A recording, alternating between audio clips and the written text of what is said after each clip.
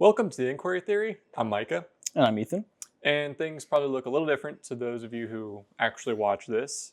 We are sitting opposite each other at a bar. Yeah, fun. What's going on? I don't know. What's up, man? How you doing? How'd you get over there? When'd you become a bartender? Yeah, I got certified overnight night school, something like that. Nice, So, nice. You got a job pretty quick. yeah, it's great establishment. Not popping right now, but some days we are. That's all right, you know. So what we're doing is we're starting to do some interview style episodes. Eventually we'll start getting some guests on and we'll start having episodes like that. But for now, we plan to do a topic that I think would be good to interview Ethan on because he has some experience that a lot of people may not have. So a future topic we're going to do quickly after this will be prison reform. Something we wanted to talk about. And Ethan has been to prison. So, Yeah, I have been to prison. Yes. Thanks, Micah. So, not to throw you under the bus, but I mean, it's something you're pretty comfortable with. It was, history. It's pretty far past now. So, I kind of want to get your perspective on a lot of these things. And I figured no better way to do that before we actually talk about prison reform. No better way to do that than do kind of like an interview. And so this was kind of a no-brainer because we decided, we're going to interview down the road, interview people. Why not test it out, that style? And in the meantime, get some foresight into kind of how the episode on prison reform is going to go and get some actual firsthand experience accounts from you, So, yeah. So I don't know. We've never really done an interview style episode before, so I don't know really where to start. But it's a test for us. Hopefully, it's entertaining for you guys. Hopefully, shed some light on some things that isn't common knowledge to some people. Yeah. Give somebody kind of like a different perspective when they're thinking about big bad guys in prison. Yeah, and kind of what's I got a lot of questions. I'm very curious because I went to school for criminology, so I actually toured a prison. It's kind of an interesting dynamic right there. Yeah. I've toured a prison, so obviously I can't speak to what it's like to be in one as an inmate, but as an observer and going in, I had a lot of impressions.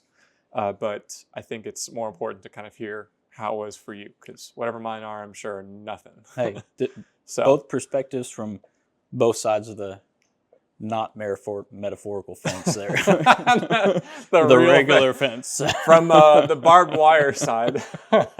That's funny. Okay, yeah, I guess start some real simple stuff. And at any point, if you don't want to answer something, just let me know. I guess to start with, how long were you in prison? Well, so it was about 2 years I was locked up altogether. 1 year in the actual prison system. This was in Texas.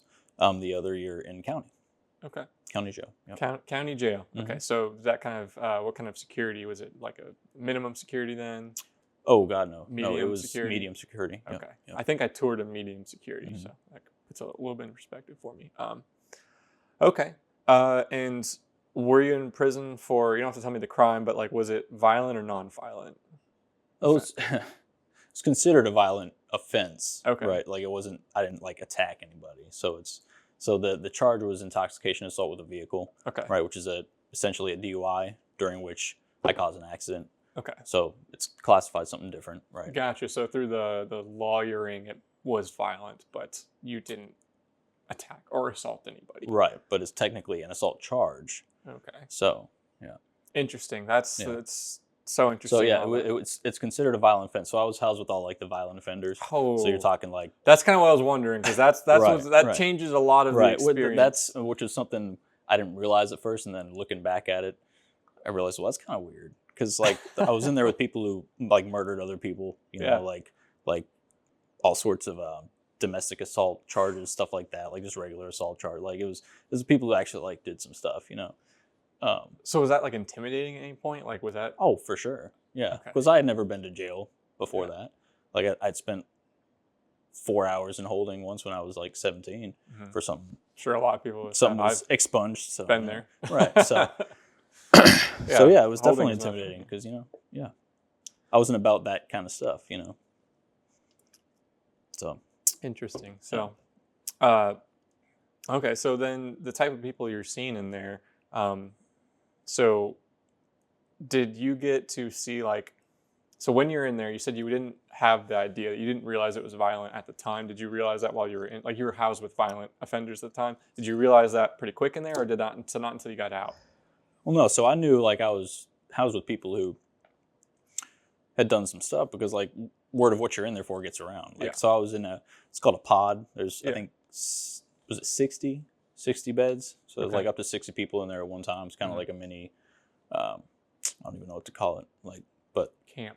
Summer camp. Yeah, sure. But Yeah, summer camp, but it was like yeah, you couldn't leave this like your pod, quote unquote. But no, so you knew eventually what everybody was in there for. You know what I mean? Because it got out, right? If you didn't tell people what you're in for, you were kind of looked at as like, well, why don't you want us to know? You know what? So they probably assumed it was worse than what it could have been, because then they're probably thinking like, right, this guy's in here for some right. If he's not, he doesn't want to talk about it, you know. Yeah. So, anyways, so yeah, I knew like murderers, like all There's this. Just actually, I'm not even going to talk about that, but yeah, some people did some pretty bad stuff because I don't want to. Okay, that's fine. Yeah, you don't have to. It's pretty graphic stuff sometimes. But. So you realize you're in there. This is the stories you hear. Gotcha. You know? Yeah. Nothing that I saw, but yeah. So you realize you're in there with violent criminals, like psychopaths. Yeah. Yeah. So did you?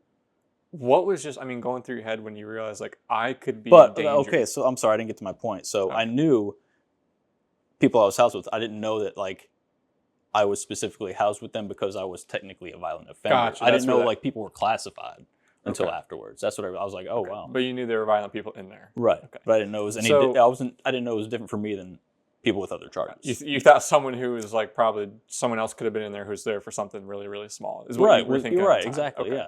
Because like I was like I didn't view myself as like you don't somebody like I didn't go out and like purposefully commit a crime or hurt somebody. You know what I mean? Yeah. So it's different from being housed with people who did. You know? Yeah. Anyways. Okay. So then the people in there, I got a couple questions about them. Was it I'm trying to think of how I should start this. So did you get a chance to really meet the human side of some of these people, or did you kind of have to keep a barrier up to kind of like navigate being in there with them? Like, it's a good question, actually.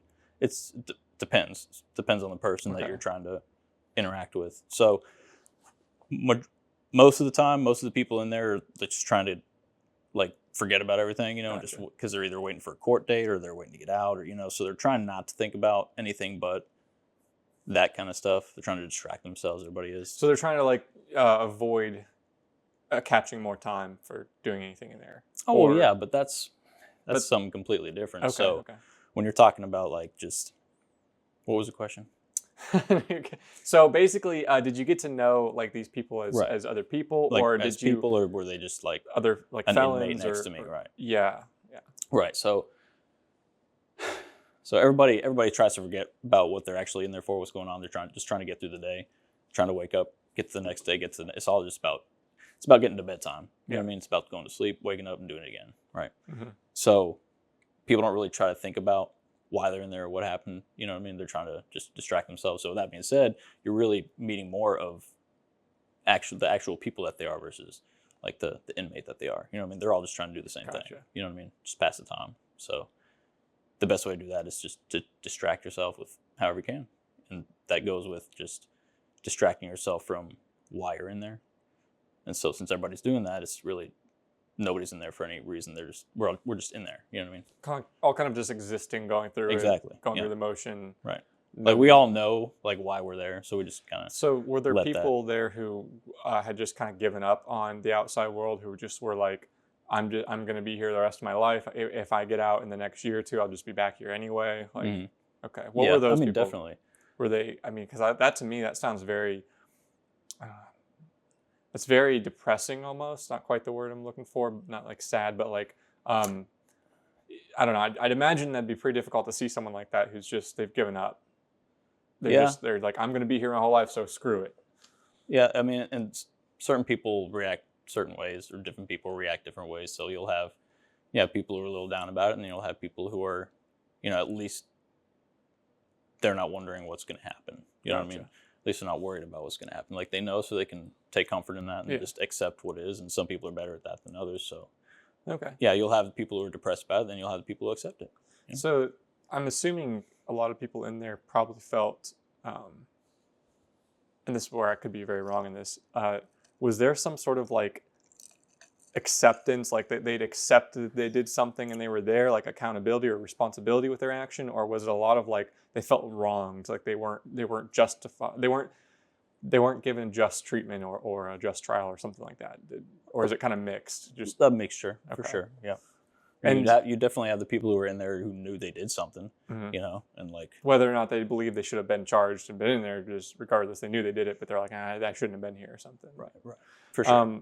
Now between those, because I'm assuming you could probably tell the people who felt that it was justified that they were in there, that they were serving their time, they did a crime, they're there doing that. Was there sort of a difference between these two groups? Like, I'm not necessarily they were a group altogether, but like these two types of people you saw there, was there distinguish something that set them apart beside like their mentality, where one side's like, yeah, I'm doing my time, I deserved it, I did X, Y, Z, I did X, I'm getting Y punishment, it makes sense.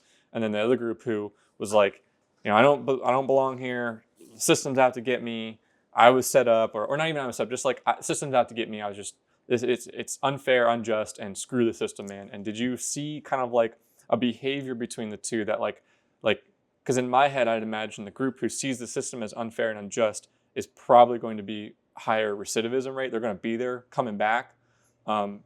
Whereas the other group, and this could just be, there may be no evidence to support this, I'm just throwing this out there off the top of my head.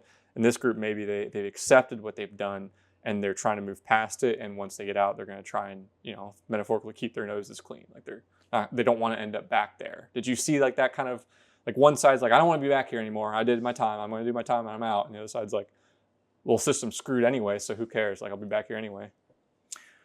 Kind of a long question, but. Well, I mean, I think everybody who goes in there, there's like different stages, I guess, of criminals. I don't know. That might be an actual thing in classes and stuff. I don't know. But sitting in there definitely seems like there's a correlation between like the offense, like how many offenses each specific person has and how they like act and feel in there. Does that make sense? So like it was my first time being in jail, being in prison and all that. So, I was hopeful, I thought there was going to be more. So yeah, I probably behaved a lot better than some other people in there who had been in like 5 times and didn't know if they were going to be in there for 30 years or 10 more years. They'd be in there for a while though. So naturally people are going to act a little different. Okay. I guess what I'm trying to get at is overall, like, because I did learn that if someone's in there for their first offense, that doesn't really mean too much. It's when they're in there for the second and third offense is when you can really start to predict recidivism rates. And you can really start to see if people are, and I was wondering if you could visibly see that in the way people acted. Like if just like. Yeah, I mean, you can. Okay. Yeah. Yep. Okay. Yeah, I mean, there's not really much you can say on that. Aside from, like I mean, the studies there show. Yeah, there's definitely people in there that they know they're going to be back, and they just act differently for sure. Yeah. Like they act a fool, like now, they just do stupid stuff. Do you think being there, at least from your experience, being there deterred any sort of? Because yours is more so an accident, I would say. Mm-hmm. Like yours wasn't intentionally went out to harm or hurt anybody, and you didn't intentionally go out there to do that stuff. Right. But in the people who were there, that you saw and spoke to and lived with, do you think that there was this idea of like their first time offenses, and they're like, oh crap, I don't want to be here, so I'm gonna, when I get out, I'm not coming back. Like do you think it worked? Do you think that imprisonment worked for them? Worked for me. I mean, yeah. You haven't been back. Yeah, trying not to go. Yeah, okay. Because I'm just curious, because the recidivism rates, I mean, there's always that argument on the... Well, and there's like a big part of that, for me at least, like I don't know much about recidivism, Recidivism, that's basically the rate at which people, it's the likelihood of going back to prison. Yeah, Like, what is the rate? It's all over the place. I mean, it depends on, there's so many not factors. like a general number? I mean, there's a super boiled down number. I don't remember it off the top of my head. But I mean, there's so many factors that go into recidivism rates. Yeah, like I knew a lot of people who were there for their first time. I knew a lot of people who were there and like had been there before, and I guess a few people who were like lifetime, like just. I guess stupid. I was wondering the attitudes they had is kind of what I was wondering. Like, if the attitude of the people who were there for the first time and they seemed like they were much more optimistic. Well, that depended more on their charge. Okay. If they were so charges, so the actual punishment itself. Because everybody knew exactly, like it'll tell you like murder you get 35 to life. Yeah. You know what I mean? Like for different charges you get sentenced different amounts of time. So somebody who's in there for a charge that could be 30 years is probably gonna be a little bit more bummed out than the person who's in there for something. They may not get that chance to. Even though they don't know exactly what they're going to be charged, like they still have an idea. Yeah. So like generally people with lower sentences. So even somebody who's been in there 5 times, if they're in there for just a charge that's going to get them out in 6 months, they're fine. So you think there was some sort of optimism there with lesser charges for the people? They were much more optimistic. Yeah, for sure. Didn't quite have that like soul crushing like I'm stuck. Yeah. Okay. Interesting. All right. So walk me through a day being in prison. Like, I know what they told me at school, and I know what they showed me when I went and toured. But what was it like? And obviously, so I toured a prison up in Ohio, and I'm sure one down in Texas was very different, just in terms of like layouts. Because obviously with Ohio, you got to account for cold winters. You got to be prepared for that stuff. Texas, I mean, you get cold, but not Ohio cold. So anyway, I'm getting off the track, but what was your daily activity like? What was your routine? Well, it was super routine. Like it's all they're about is routine, doing the same thing over and over again. So I mean, you go to bed at a certain time, you wake up at a certain time, breakfast, lunch, and dinner's at a certain time. In between that, you got like classes if you have to take classes, like if you're ordered classes by the court, whatever, like or you're doing or elective classes, like you could choose to take if you wanted. Yeah, that was more of a prison thing. Because you were county jail, so not. Well, I was county jail for a year and then prison for a year after that. But like in order to get to this, like in prison, for the first like year or two you're in prison, you're kind of like in a prison, like you're being held at temporarily until you're sent to where you're actually going to be for like 5 to 10 years or something like that. You know what I mean? The jail to the prison, or the prison, like kind of first like year of prison? I'm trying to think of what they called it. So counties, you're waiting when you're sitting in county, you're waiting for your sentence, right? Okay. And like if you get anything less than what you've already done, like you'll actually go to the prison system, So you'll get transferred from county to prison. Yeah, so like the time in county counts towards your prison sentence. Right. Okay. Right. But the longer you're going to be in prison kind of dictates where you go. So if you're only in there for like 2 or 3 years, you're never going to go to an actual like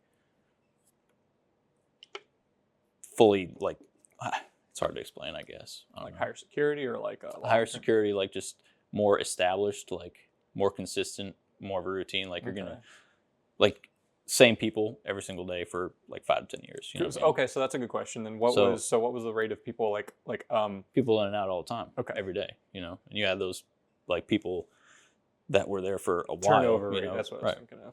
Like a business or something. So you got high turnover rate with people coming in and out. Yeah, somebody's coming and going probably at least once a day for sure. Okay, interesting. And that's in your 60-man pod. Yeah. Yep. Okay. So how were the guards? What was their behavior like towards inmates? Depended on the guard. Okay. Did you see any like real like abuse? No. Okay. Not unless they were asking for it. Okay, wait. I saw some. Hang on. So walk me through asking for it, because someone could be like, "See how he looked at me? He's asking for it." Well, we were expected to behave a certain way. Yeah. For sure. And if you didn't, like, you'd be told to, and if you continue not to, things would escalate. Okay. And also, like fights weren't allowed, but guards can only get there so fast, so you get like a little 15, 20-second little rumble in Spat. or whatever, spat. I'm sure they wouldn't appreciate that. And then it's called the goon squad, right? So they'd like pretty much the SWAT team of the jail would come in, like 5, 6, like big guys deep, and just like push the guys off each other, hold them down. So, and at that point, like the inmates were still resisting, I've seen tasers, I've seen like batons, and come out. So you always just kind of stood off to the side, like? Oh yeah, yeah. Or you climb up on the top bunk so you can see better. Right? You're like, oh shit, like, oh, good, like oh, but yeah. How often did that happen? Like with the goon squad, I guess, coming in there. I mean, I'd say once a month. You could. Oh, okay. Yeah, not like every day. Yeah, gotcha. At least, yeah. So because like most people got along for the most part. Like nobody really wanted that to happen. We're just in county. We're trying to behave. We're trying to get the smallest prison sentence we can get. Okay, so that makes sense. But then there's those guys that come in that don't give a fuck. And they're going to be in there for, or you got people who know each other from now, from something else. And, outside beef. Yeah. So the issue was little bit of gang stuff going on. Okay, so there was some gang. Oh yeah. Oh, there's gangs in there for sure. Yeah. Like probably 50% of the people in there were affiliated at some level. What happened? I'm assuming you weren't affiliated, but I mean, I shouldn't assume. You didn't have any sort of gang affiliation? No. Okay. I figured not. I know you well enough. You've never talked about it. So. Well, I wasn't there long enough to. Okay. For that to even so that's a good question. Yeah. So then, people who are kind of just transiting the system there, they're in there not super long. What's that like for them? Do they have to try and join a gang? Does gangs even want them? Like, is the gang mostly just the people who are there for a long time? Like, how is that dynamic with people coming in and out all the time? Well, so like, the gangs aren't going to care about somebody who's not going to be there, Like, it's all about the long timers. Right, the long time. The people who are connected with people who are still in jail that they were in there for before, like 5 years ago. So I guess then, like there's like that would be honestly another episode to talk about. Like we could honestly do like multiple episodes on this because I could go deep or I could not go deep. Okay, well then, was there danger to not being in a gang? Not where I was. Okay. No. Okay. All right, because that's something you always hear in pop media, pop culture, but I'm sure that's high security. I've always assumed that was high security, but for sure. I didn't want when they have nothing better to do than to shank each other. Right. Right. So, can't believe I just said shank each other and laugh. You said, so can't believe you just used the word shank and you're not talking about Shawshank's Redemption. Okay, so so then you didn't see the goon squad there that often, but they did show up. So then I want to get back to this guard thing because there's studies. I'm gonna my brain fog right now. Not the Stockholm, Milgram maybe, but there's an experiment we learned about where and you may have heard of it, where they set up volunteers, some as prisoners, some as guards, and they gave them basically no rules. Have you heard of that? Mm-hmm. Yeah. So I'm wondering. So for those listening, basically those in power, when not given much oversight, abuse their power. Just normal everyday people, they'll abuse their power. And so I'm wondering, did you see much abuse of power there? But that comes with the caveat of, not as much oversight, because I'm sure the prisons are very, I would like to think the prisons try and rein that stuff in. But did you see much abuse of power from guards? No. Almost like, okay. No, but I mean, the county I was in was, I'd like to say it was Denton County in Texas, so I'd like to say it was a pretty well-off county. So I'd say they were pretty well-staffed and everything. So probably couldn't get away with that. And if they're well-staffed and there aren't any sort of issues, they probably have a good vetting system and all that. Right. Okay. So now the prison system is a little different because I wasn't anywhere long enough for that really to become like super obvious. Mm-hmm. I didn't know any of the guards well enough. I couldn't really tell. There wasn't enough consistency for me to be able to, see if they were mistreating or if they're just an asshole. You know what I mean? Like, okay, because there's a difference. Yeah, definitely. I mean, you're allowed to be like an asshole to somebody. Yeah, that's just America or whatever. But, so they're definitely dick cops. I don't know about like necessarily abusive cops. I didn't see anybody like beating on anything or no one like just assaulting a prisoner because they didn't like him, or no, nothing like that. Because definitely disrespect and stuff like that. But, yeah. Well, because they didn't treat you nice. Yeah. by any means. I don't expect them to wait on your hand and foot. And, right. Oh, do you need something? How can I? Yeah. No, I'm just wondering because you see in pop culture nowadays, like all these like Orange is the New Black, and just for the most part, you're treated like a criminal. Okay. Yep. So there's that kind of stigma there. I mean, obviously, 100%. I mean, yeah, that never goes away. Mm-hmm. Yep. No matter what guard it is. Yeah. Okay. So let's say like the absolute best guard you ever met, there's still that there, like that little bit of. Oh yeah, yeah, for sure. Like I had a couple good conversations with this one guard in county. 'Cause he would always ask me like, what were my plans, like what am I trying to do and stuff, and I was like, well, I'm just trying to get out and restart, man. And like he told me at one point that he respected that and stuff, but like he was still like you could still tell that he looked down on me in some way, like just because I was there and he wasn't. You know what I mean? So like, well, that's a good jumping off point. But like he was still like he still respected me. Like it wasn't a disrespect. So that stuck with you though, having that level. Yeah, because it was like. Do you think that like motivated you? Like that did that like drive you in any way? Excuse me, to kind of like, I don't know, do what you said you were going to do, like being treated, because I'd almost say, because there's, like you said, there's guards who are abusive, not necessarily like physically abusive, but disrespectful and stuff like that. And I'm assuming that disrespect probably eats away at you in there, just being treated like a certain way. So did that, having that like almost like a good interaction with one, kind of, did that speak way more than the negative? Like, okay, I should ask this: were you ever like treated like crap, like a criminal? I would say yes, maybe to some people, but not to me, because he was talking to me. It seemed like he was talking to me like I was 5. Okay. You know what I mean? Like he was trying to, coach you. Right. Gotcha. So like at that point, I'm like, really just annoying. I'm like, you're already telling me something that I think about every night when I'm going to sleep. Gotcha. So it's almost condescending. Right. Okay. Right. But do you think that the treatment, had that been not condescending but actual with respect? good intentions, though? Let me say that. Like, I don't think he had I don't think he was trying to make me feel that way. I think it was generally trying to like, he saw somebody who might have some potential and was like asking more about it, which is good, But like in the moment, it made me feel like, do you like think you're like my, I don't know, kindergarten teacher scolding me for something, Do you think more of that that respect could have been beneficial, like the treatment more as a person, not an inmate? What could have been more beneficial? Like if you've been treated more like a person or a human who'd made a mistake rather than a criminal or. Oh, for sure. Yeah. Okay. Because one, like, I know I'm a criminal, right? I know I made a mistake. You don't have to remind me that every day. Like that's either gonna make me feel worse about myself or it's gonna piss me off. Yeah. Right. I'm very self-accepting, self-critical, just as a person in general. So I was beating myself up more than anybody could beat me up for it, anyways. Yeah. So it didn't really affect me in that way. But some people, they got an ego. If you're bashing on their ego every day, they're gonna resent you for it. Yeah. And they're gonna resent everything about the system that they're in. Okay. These classes, you kind of. Did you take any of these classes, or was that more for like long-term inmates that were like elective classes that weren't court ordered? Well, so after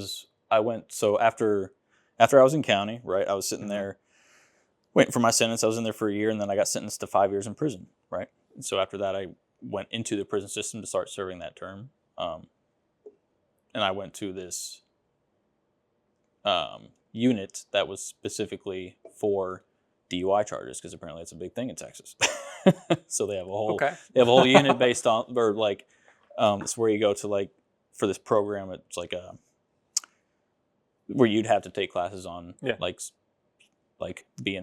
not over drinking and stuff, not drinking and driving, like pretty much stuff that you had to go through to get your license in the first place, but every day. So anyway, I went there and had to take a lot of classes about about driving safe and the importance of that and how you can harm people, how you can harm yourself, all that stuff. So kind of like a rehab within the prison system. So is that like a court-ordered one, though? Yeah. Okay. Well, it was not court-ordered. Oh, okay. It was... so did you choose to go into it then, or was it still... No, I mean, they just... The Texas prison system just identified me as a candidate that would benefit from that. Not necessarily court-ordered, but you had to. Oh, I didn't have a choice of where I went. Yeah. Oh yeah, Yeah, no, they ship you wherever they ship you, and I ended up at that place. Like I was at it's a transfer unit is what they call it. That's what it is. So it's a transfer unit, right? So you go into the prison system, and then like if you're there's prisons all over the state, right? So you go to these transfer ones, which are full of just people of all sorts of charges and all sorts of sentences and everything. They just go there because it's like kind of like a main hub, and then they'll get sent to whatever prison they're going to be housed at for the majority of their sentence, right? Where they're quote unquote home. You were at that transit one the whole time. I was at the transfer one for a couple months, and then I went to the one that I was just talking about. That was kind of like had like a rehab within the unit. Okay. Housed with more people who had done like DUI stuff and like like all that kind of stuff. So something just jumped out at me. A buried memory from my tour. So the pods, was it?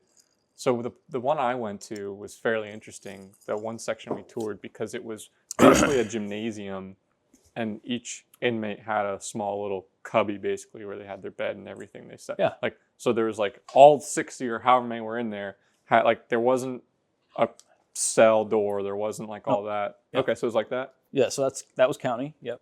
Okay, so that was a county. And the transfer system was like that. Yep. But then the prison itself was the cells like you see on TV. Right. Like okay. Yeah. Like the doors, you got like the 2 bunks, the bathroom. Yeah. Okay. But the transfer units are like those big pods. Yep. Yeah, even in prison, like the transfer units, like you're still in a pod with. I think they're smaller than the county, but you still got the pods and like no. What was there any free time? Yeah. Okay. What was free time? The county was all free time. Yeah, I've heard like that. Literally just sitting on your ass all day. I've heard that. All you do. I can't say I've been there and experienced it, but I hear that. Literally all you're doing is sitting around. Okay. I heard like play cards, watch TV. Yeah, play cards, watch TV, play dominoes. Some people work out in the bathrooms even though they're not supposed to. Like that was a big thing. Like they make like weights out of fucking cleaning gloves that they used to put like water. Fill up gloves and then put them in a shirt. Tie the shirt so you like that's how you adjust the weight. You put them out like different. Hear that, people? There is no excuse. No excuse. There's no excuse not to work out. Get it in. Get it in today. Stop right now. That's crazy. But I mean, hey, that's inventive. I mean, go for it. Wait, real quick. Okay, I gotta say something. Did the prison have like weights and stuff like that, like a weight yard or something, or like? No.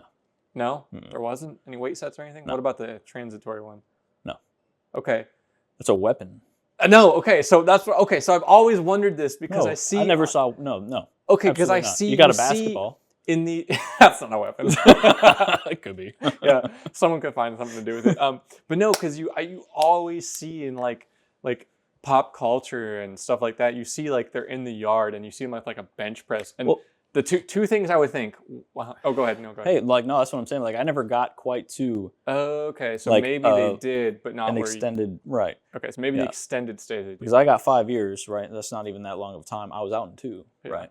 Because I made parole. Yeah. So I was only in for 2 years. So like usually, like I said, you're at those transit stations for at least 2 years. So I wasn't even in the system. Okay. To get long enough to get sent to places where I'm sure they have a little bit more amenities. Because the people who are there are going to be there for a longer amount of time. Because in my head, I'm always see that, and I always wonder, and I'm like, okay, so, 2 things. One, you don't want to be hit by a barbell. It's going to hurt.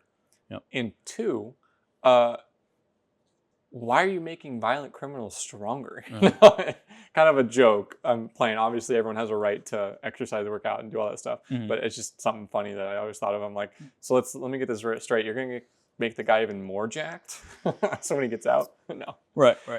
Okay, just joke. He'll be able to resist 5 of you instead of 3. It's gonna take 5. Have you seen the cops nowadays? It's gonna take 5 cops. It's a conspiracy. They're just making it so we need to hire more cops. Yeah. There you go. Okay, so I'm gonna reel it back in a little bit from there. So what was like? Was there a commissary there? Sort of like, okay, what kind of goods could you get in the commissary? Because I've always wondered, like, most of it was food. Okay. But you could get like what kind of food? Because like I'm thinking, was it like grocery store? Or non-perishables, obviously. I mean, not canned goods, but like you're talking ramen noodles, you're talking like bags of chips, stuff like that. Like what we'd call meat packs, which would be like if you went to Walmart and got like the bag tuna, talking about like in those little sealable bags that are good for a year. like stuff like that. Until like you open it, yeah. tuna and like other sorts of meats, but in that same kind of sealable thing. And then, yeah. And that came cookies, like not Oreos, but that style, like sealed, like, Okay. So then that comes from the honey commissary. buns. Honey buns are a big thing. Oh, I'm sure. Honey buns. Oh, yeah. Were those, was all that paid for? So basically, how did you get money for the commissary? Oh, that's either like money you brought in with you or people were sending you from the outside. Okay, that's it? Yeah. Okay. Like, I think there's a thing where trustees can make a certain amount of money. Trustees. Now, what's a trustee? No, trustee is somebody that, at least in county, that like worked for the jail, like did work for the jail. Like an inmate with like a lower, an inmate like, with a non-violent offense. I could not be a trustee because apparently I'm a violent offender. Yeah. Well, you're not violent if you don't have a car. Or exactly, right? Yeah. Don't give me a car. I'm fine. Yeah. I can't. I'm not gonna do anything. Hey, that Ethan guy. Put me behind the wheel though. You better watch out. Ethan's like just looking around, just right, wait, room. Just, you guys wait till I get a car in here. Yeah. Cross when you're not supposed to. I say that doesn't say walk. Okay. All right. Okay. So commissary's there and all that. So then, what was it like? So you could get like other like toiletries and stuff too that were a little better than what were okay. So better than what was it given? Mm-hmm. Okay. Real quick, what was like? I don't know. It's a weird question. Shampoo, like I just use the bar soap. just bar soap for everything. Yeah. Okay. Got my head pretty like clean shaven. Okay. Pretty close to pretty nice buzz cut. Very Interesting. like high and tight fade. What type of soap? Bar. Bar Just soap. Bar. Not slippery. Is that the brand? Not slippery. Slip resistant soap. Non-slip soap. Soap on a rope. Not slip So you soap. can't drop it. Yeah. We're gonna gloss over those jokes Because right that was there. something like I didn't want to buy soap, and they give you like what they provided was bar soap. Now I'm not going to spend money on soap, and I could use that money on a piece of ramen noodle soup. Yeah. Like I'll just use the soap they give But not me. beef. Right, and then people like also like they'll like give away the soaps that they were given because they like had money and were buying the good soaps. I'd be like, well, give me your soap. So I had a bunch of soap. And somebody's like, I need some soap. I was I'm the like, soap man. Hey, I got soap. I'll trade you. Give me soup. I could, here's a couple bars of soap. little hustle, Unwanted toiletries were an easy hustle. Okay. So we talked about the guards and like the goon squad and like people acting up. What were things you could do in there that were seen as like punishable, almost like Contraband. Contraband. Mm-hmm. Okay. So contraband was one. Like you can't alter stuff. Like we'd make pens, like because the pens that we were given were tiny, like just not even pens. They were like the ink. Yeah. Like the ink thing with like a tiny little rubber covering over it. So like you take this out here. Here's a pen. We're gonna unscrew it. Take out just the ink. That's what you get to write with, right? Yeah. So then we'd take something, I forget what it was. Like they were like Hold it up a little higher, so I don't. They can probably see it. But so this yeah. like just it's the ink inside the pen, right? That's pretty much what the pens look like that they gave us to write with, which is super annoying to write with. Yeah. If you've ever written with a normal pen, right? So we would get something that we put around the outside of it, like to alter the pen to make it like more ergonomic. Yeah. Make it more easy to write with. And you're not supposed to do that, so that's considered contraband. So if they search your stuff, be like, hey, So what? don't let me see you with this again, because you can also okay. shank people with it. So it's considered a weapon. So, okay, so what kind of everyday stuff did they give you then that was you couldn't alter? Like pen, one Razor. Like, they gave you a razor. To shave with. No, What it was kind a really, of razor? it was a metal razor. Yeah. Like just one blade. Single blade. Single blade razor that was like, but it was really thin. So like you wouldn't be able to reach like where you needed to like cut somebody open. Huh. Apparently, or it'd be harder to.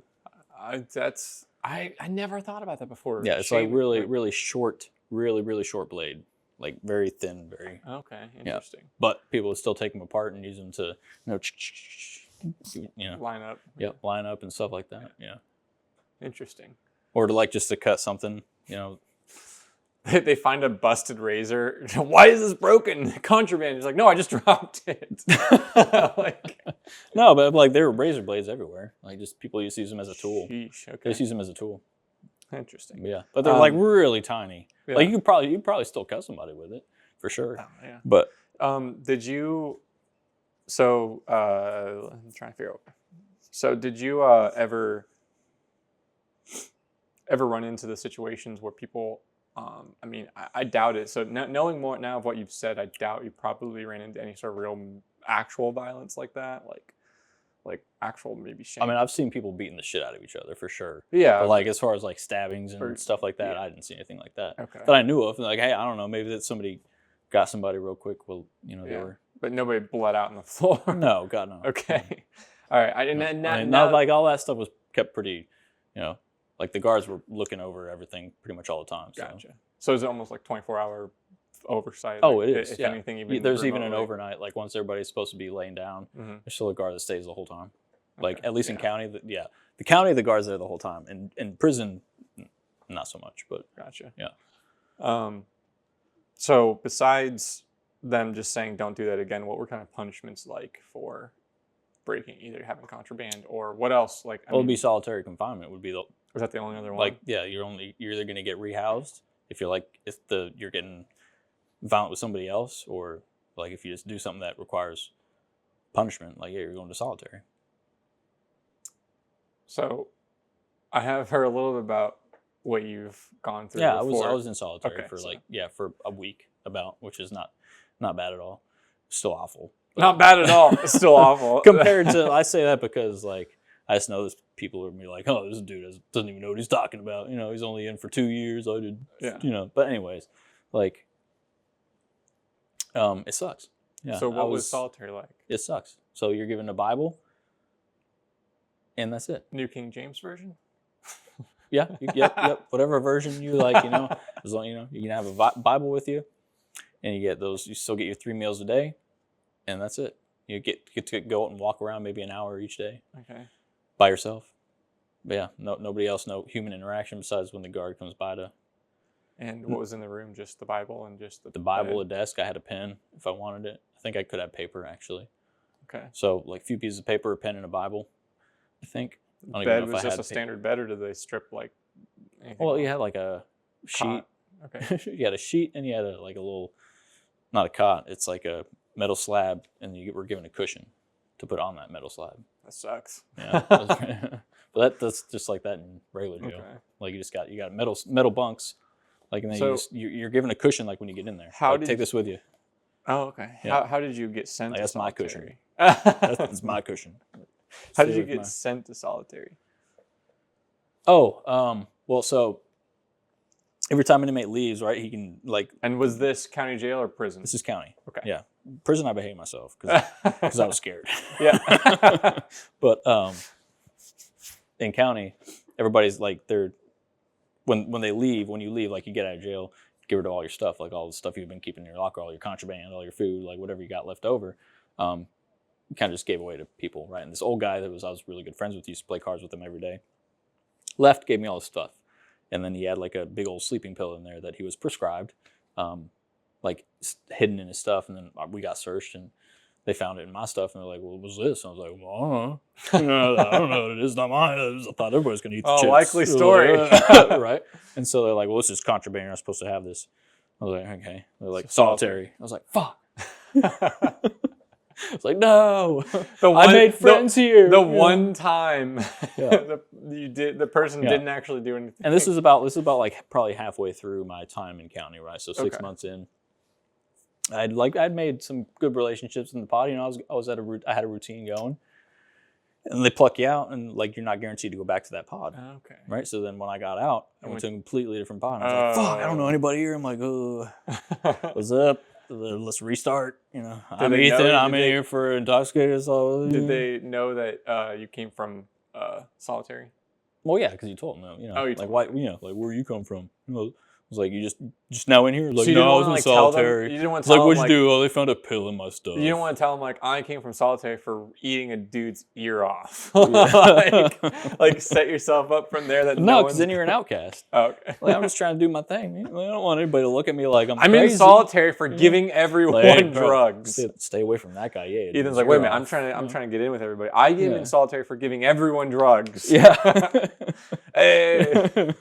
Except I'm out now. Yeah. Sorry. Okay. Yeah. Okay.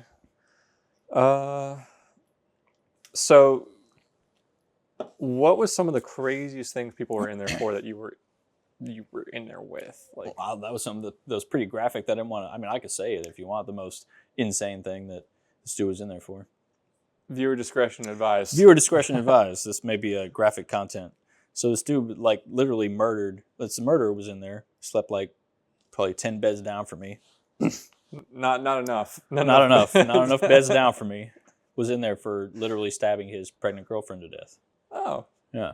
Okay. Yeah, and he like full on like admitted it. Like everybody, he was like in there talking to everybody about it. Oh yeah. Yep. I'm in there. I'm just waiting to see if I get the death penalty. And we're like, what the fuck? He's so calm. I'm sitting here playing poker with this guy, like every day. Did you ever call his bluff? No, that dude looked crazy as fuck. Dude looked like he'd stab his pregnant girlfriend. Like you just sit there like with a smile on his face. A sign around his neck says, "Do not give sharp object. No, will God. stab." But hey, I mean, he was a super nice guy. Oh, I'm sure. I'm sure. Just not the. Yeah. Okay. All right. But yeah, so So then, if you weren't in there with like super messed up guys, did you ever see like prison justice? Like beatings for, like, because you hear you've probably heard people hear all the time like child molesters don't do well in prison and stuff like that. oh well, yeah. Did you ever see any of that or Usually they like like prison justice? In prison, no, because I wasn't like housed with anybody long enough to like that was where it was most like you see people coming and going every day. Yeah. Like you're not going to know anybody long enough in there. But county, I was in there long enough to kind of like feel out that kind of thing, and more often than not, they like would tell the guard that they don't feel comfortable anymore before they would actually get to that point. Mm-hmm. But yeah, if like it was found out that you were in there for something like that, like anything to do with like children, like you get beat up for sure. Yeah. Oh wow. Yeah. Interesting. That's kind of what everybody was kind of like fishing for whenever they'd ask you like, what you were in there for, because that's what they want to know. They're like you like, because they don't like fuck with that at all. Oh yeah. Interesting enough to know there's a code of honor there. There is. Yeah, there is. There is definitely a code of honor for sure. Yeah. So it's cool. Like there are things about it that like kind of admirable. Like people kind of stick together. Like everybody's. It shows you when people are down and cast aside that they can still have something, something honorable or something about them that's. I mean, maybe not everyone will agree, but maybe somewhat respectable. Mm-hmm. Even. Yeah. So. There's something. There remains a level of humanity. Yeah. Thank you. Perfect. Like, so there's some things that even criminals won't do. Yeah, for sure. There's a line. Yep. Interesting. So. Most criminals, at least. Yeah. Well, clearly some do because they do. But right. Okay. Was there ever any sort of? So I don't think you ever touched on. You didn't do any sort of extracurricular classes you could have done, like besides that one. Oh, that wasn't a choice to do that driving or the whatever the DUI course. Was there any other courses that you could have taken? Or you? Well, I took it was AA or no, I took NA. No. Did you choose to? Yes. Okay. Right. Yes. So I took NA in the transfer facility. And what is NA? Not Narcotics Anonymous versus alcohol. Oh, so like it just gotcha. Kind of group them both together, so it doesn't even matter. But I took AA for everybody. Like everybody knows what that is. Yeah. Because that was in the transfer facility in prison. Because the more I guess you did to show that you were trying to reform yourself, the more likely you were to make parole. And I was like, well, I'm trying to get out of here. Yeah. So let me take an AA course. I'm bored all day anyway, so that's something that I did to hopefully gain favor with the parole board. Yeah. So they take. So did it ever come up that you were in solitary? Did they ever? Because I'm assuming with a parole Mm. board, did you go in front of people and they looked over your record, or was it just No, you? I actually never went in front of a parole board. I was granted parole the first time I was eligible. Oh, okay. Yeah, it was pretty cool. It was very exciting. I was not expecting it. Neat. Yeah, did not think I was going to get out as soon as I did. Good job. Yeah. Not joining a gang. Yeah, I mean, I did what I could, you know. All right. What was release like? What was it like getting out of there? It's a feeling that you're never going to experience. Really? Yeah, it's like one of the most euphoric feelings you're ever going to feel. What was the process like? Walk me through that. Like the day of. Long. Okay. So when you know you're making parole, you get transferred to a release facility, right? Mm-hmm. Or a place where like it's close to a city or somewhere that you can get like a bus. So anyway, there's dedicated units that they have for people who are getting released, right? Mm-hmm. So you know you're getting released because you go to that unit that's for release. You know, like you don't get sent there unless you're leaving, pretty much, right? So they don't tell you, but you're going there so you know. Right. So, but everybody knows that, like, oh, well, that's the release unit. Like, you're getting out, dude. Okay. You're like, oh shit, you know. And then you get there and like, yeah, like you made parole, you'll be out this day. But it's usually like, for me, I think it was like 5 days. Like Those are the longest 5 days. Exactly. So I knew I was getting out on this day, but it's still 5 days away, and I still have to sit in jail around these other people who aren't getting out. You know, I'm sure that was probably like worse than when you were a kid on Christmas waiting to open presents. Yeah. Like after like 2 years of waiting, 5 more days of waiting felt like those 2 years all over again. You know, in 5 days. Yeah. And then they gets there, and you know, still have to go through the like still in chains and still locked up until you like actually exit. So even like an hour before I'm supposed to get out, still like in handcuffs. You know, like I'm just like.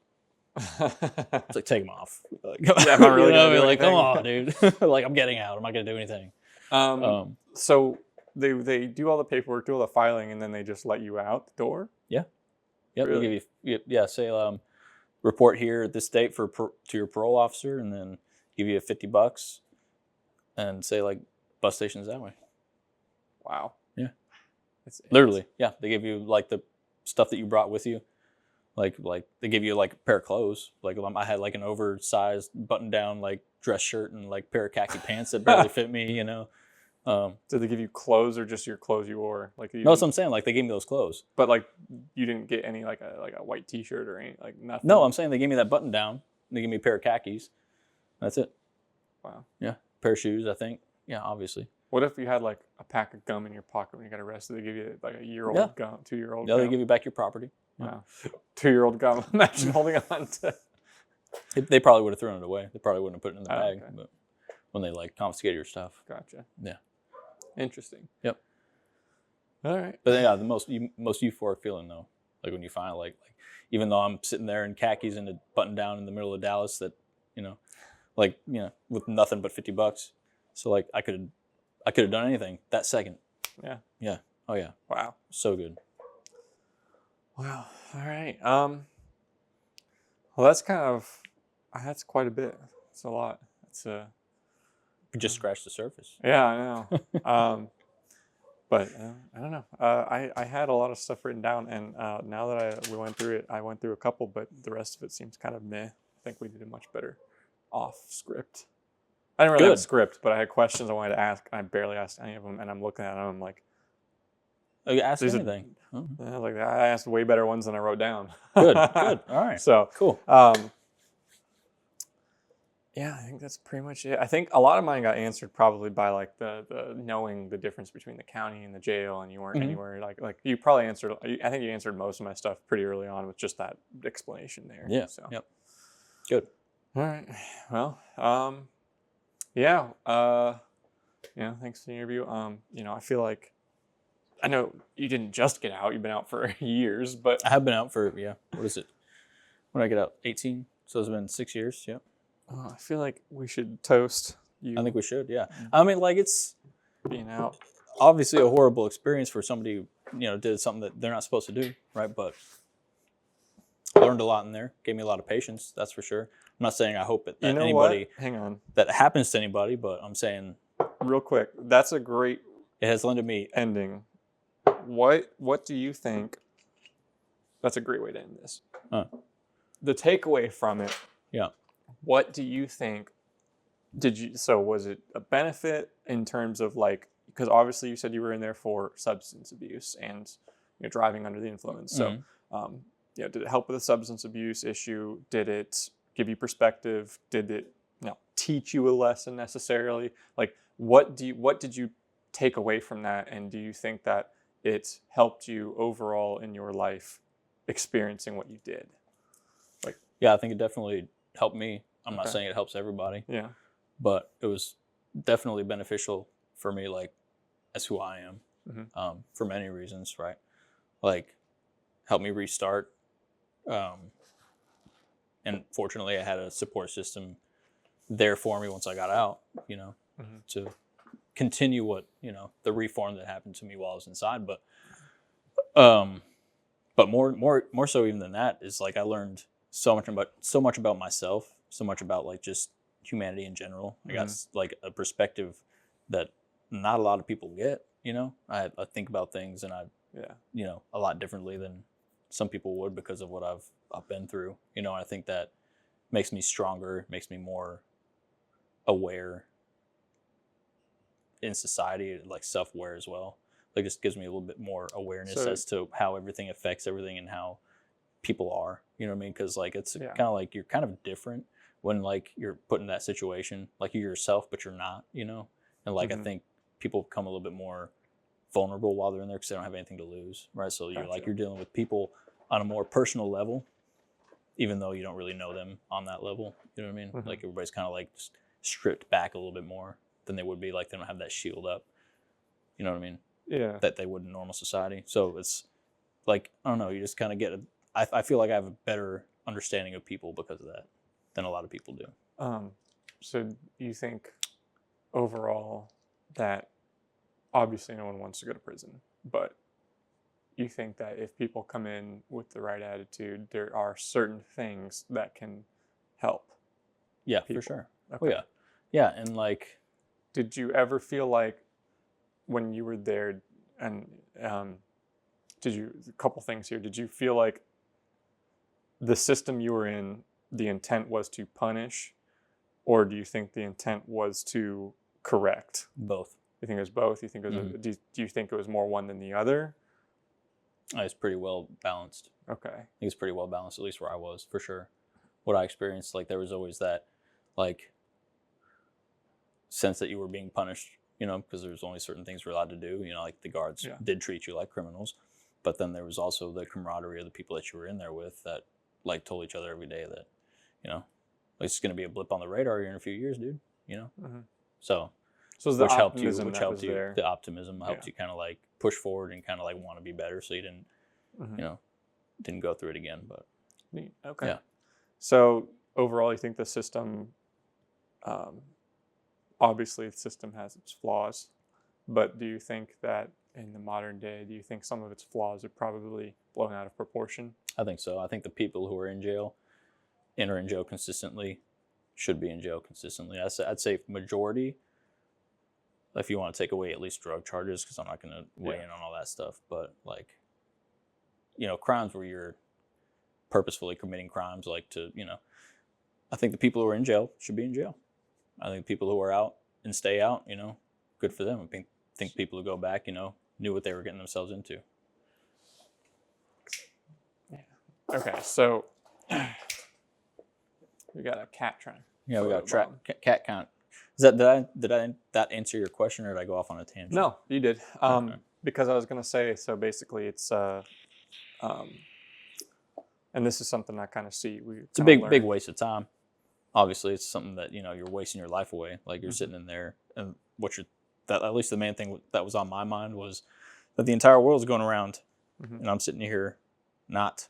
That's the biggest thing that weighed on my mind was like the whole world's doing their thing, and I'm sitting here missing it all. Okay. I guess the thing I was going to say is last thing I was going to kind of point out. It was studying criminology and that type of stuff. We did learn kind of like the recidivism rate trends. So, like I said at the beginning, those who commit multiple offenses over time are more likely to recidivate, be there more often, and like you said, you even notice that, and those people are probably those who that system is there. That's where the punishment side comes in, because Oh, the yeah. recidivism side didn't do anything. Yeah. It's not going to do anything. It hadn't yet, and it probably isn't going to. So then there's that punishment side for it. Yeah. No, I saw a dude come and go 3 times. 3 times. Crazy. And then the 3rd time, the last time I saw him, he was talking about the next time he'd be in. So yeah, some people are just like that. you can't fix that. Yeah, they're just it's just part of their life. Yeah. All right. Well, to end it on not such a like not such a somber note. Like, I don't know. People need to get stronger, right? And one way people get stronger is to face adversity, and right? So you make probably it through. So overall, you think you saw more people who would never come back again? Who never recidivate? I wouldn't say that. Okay. I'd say it's probably 50-50. Okay. But I can tell you that for those that do get out and stay out, they're a lot better than they were before they went in. Okay.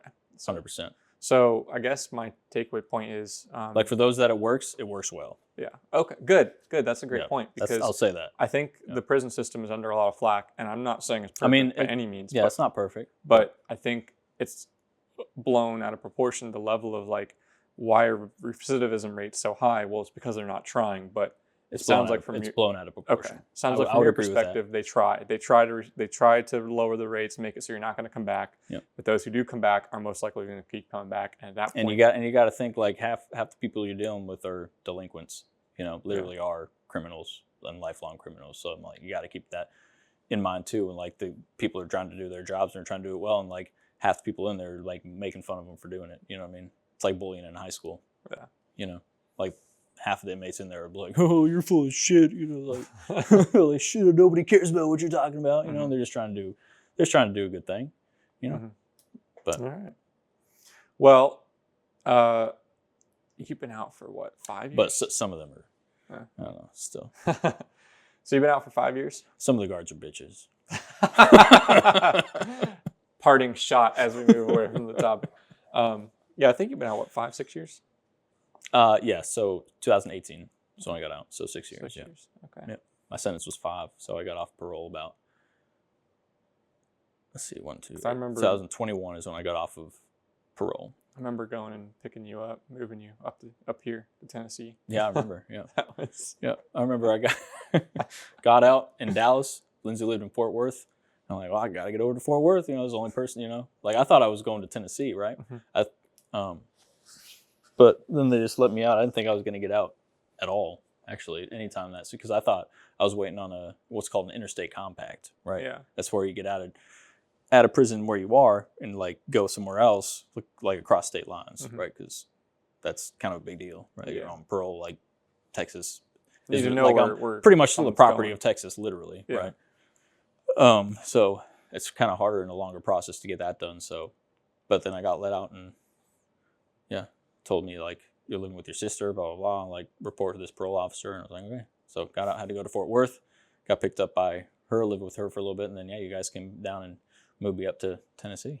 Yeah. That was a fun car, because I think I only met you a couple times before that. Oh shit, that's right. Yeah. You didn't. I kind of knew you in Ohio, but not really. Oh, that's funny. You were like the brother who was. I never really saw you. Because when I first started dating Leah, you were never around. I don't think you. Oh, dude, I didn't even realize that. Yeah, you didn't even live up there until like the end of when we were dating, and then you like. Then I saw you a couple times, but I'm pretty sure every time I saw you were high. So probably you were. No, you were. Yeah, you're high. I smelled the weed. Yeah. Allegedly. Yeah, I don't smoke. Didn't ever. And so I didn't really have another photo bomb. Come here, James. Oh, he's like, no. Now that you're gonna get me, I don't want to come over there. Come here, buddy. Go down there. So, yeah, I remember, because then I didn't really make much of a that's kind of opinion of you. How do you know? How do you know I was high? Just because you smelled it? Oh yeah, you're right. You just had it on me. Dealt it. Could have just had it on me. Dumb joke on my part. No, you were high. But I'll say that. And then I remember meeting you once at, I think you were at, I saw you at when you were working at Steak and Shake one time. In Ohio? Yeah. I forgot I did that. So yeah. I went in there and I saw you one time and I was like, oh, that's Ethan's brother. That's Leah's brother. That's funny. But no. You didn't say anything to me? I thought I said hi, but you were the one that was probably hot. No, I'm just kidding. I didn't get high at work. Not that Anyway. much. Not that much. So, yeah. Then the next time I said it was years, and the next time I saw you, were picking you up from their house. That's funny. Yeah. Here I am. Here we are. I think you said 3 words that entire 12-hour drive. Oh, probably that was awkward as. Like, you know how awkward that was. Yeah. Like, hey, thanks. Yeah. We had everything. What's up? I'm we had Ethan. everything you owned loaded in the bed of the Yeah. pickup truck. Yeah. And you sitting in the back, and just you wouldn't say a word. That's funny. I think that was before I lived. Oh, it was before you lived here. Yeah. Yeah. Anyway, that was funny. No, maybe not. No, I don't think so. I think I was just because I lived here for a couple months while I was finding a place. Mm. But anyway, Yeah. all right. I don't know. Yep. Well, Very intense experience for me. Yeah. Yep. Glad to see it's Better for improved it. you. Yeah. Yep. I'd say so. I'm sure we could talk about more of it Oh yeah. later episodes or whatever. I'm sure it'll come across another. We'll just randomly talk about it now. But What are we drinking here, sir? Toast to What's in this glass? Crown Royal. Crown. All right. Yeah. So Very toast to you for being out. All I deserve is a shot of Crown, whatever. Toast to you for staying out and making something of yourself. Doing great. And yeah. Cheers. Make it Blanton's next time. Blanton. Gosh, that would kill me.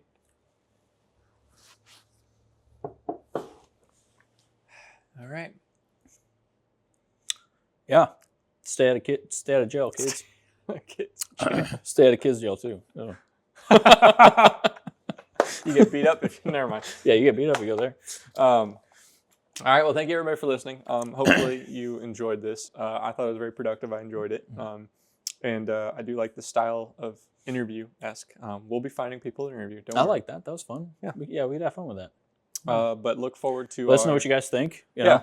Let us know what you If you didn't really like the subject, just kind of give us a little feedback on the interview part itself. Let us know. And if you had any questions for Ethan, Hey, I'm here. Yeah, it's no secret. Ask him in the comment section because I'm sure he'll answer. I'm thinking of a couple off the top of my head, so I mean I'll probably ask him at the end of this. But anyway, If I get enough, we'll do another episode maybe. Yeah, who knows? Question and answer. Q&A. Conviction film. Q&A.